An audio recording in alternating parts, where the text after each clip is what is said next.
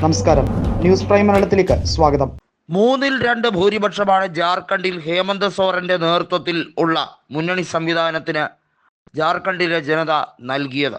കള്ളപ്പണം വെളുപ്പിക്കൽ കേസിൽപ്പെട്ട് 5 മാസത്തോളം ഹേമന്ത് സോറനെ വേട്ടയാടിയ കേന്ദ്ര അന്വേഷണ ഏജൻസികൾക്ക് നൽകിയ മധുര പ്രതികാരം കൂടിയാണ്. വാസ്തവത്തിൽ ഇതിന് ചുക്കാൻ പിടിച്ചത് BJPയുടെ കേന്ദ്ര സർക്കാർ തന്നെയാണ്.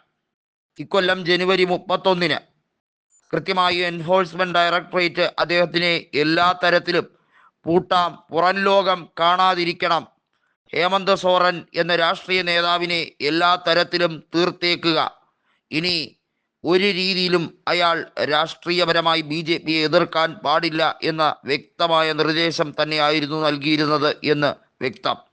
എന്നിട്ട് അദ്ദേഹം ജാമ്യം ലഭിച്ച് പുറത്തിറങ്ങിയപ്പോൾ വീണ്ടും മുഖ്യമന്ത്രിയായി ചമ്പൈ സോറനെ പാർട്ടിയിൽ നിന്നും പുറത്താക്കി.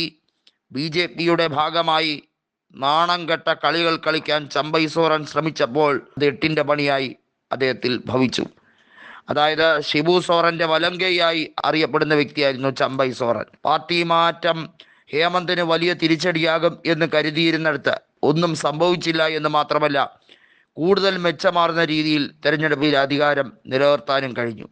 2019 നിയമസഭാ തെരഞ്ഞെടുപ്പിൽ 47 സീറ്റുകളാണ് JMM കോൺഗ്രസ് സഖ്യം നേടിയതെങ്കിൽ ഇത്തവണ അത് 56 ഉയർത്തിയിരിക്കുകയാണ്. അതായത് ഷിബു സോറൻ കിരീടം വയ്ക്കാത്ത രാജാവായി ജാർഖണ്ഡിൽ വലിയ തോതിൽ നേടിയെടുത്ത ആ ഒരു ഹൈപ്പ് ഇപ്പോൾ മകനിലൂടെ ജാർഖണ്ഡിൽ JMM നിലനിർത്തിയിരിക്കുകയാണ് എന്നുള്ളതാണ് സത്യം. രാജ്യസഭാ അംഗമായി പൊതുജീവിതം തുടങ്ങിയ ഹേമന്ത് കൃത്യമായി 2010-ൽ BJP സർക്കാരിൽ ഉപമുഖ്യമന്ത്രിയാവുകയും പിന്നീട് RJD കോൺഗ്രസ് പിന്തുണയോടുകൂടി മുഖ്യമന്ത്രിയാവുകയും ചെയ്ത ഒരു കാര്യമുണ്ട്.